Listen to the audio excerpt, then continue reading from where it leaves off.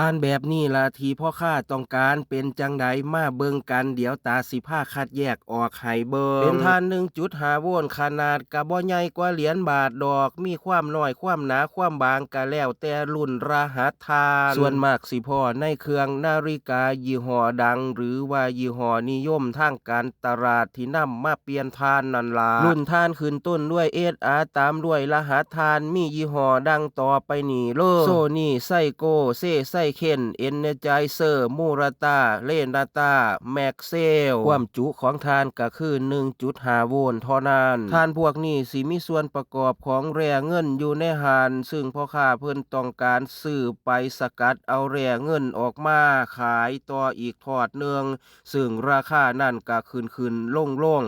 แล้วแต่สถานการณ์คือการสำหรับผู้ใดอยากขายก็คัดแยกไว้ตามที่ตาแจ้งไว้รายละเอียดคนซื้อเดี๋ยวตาสิทิมไว้ใต้คลิป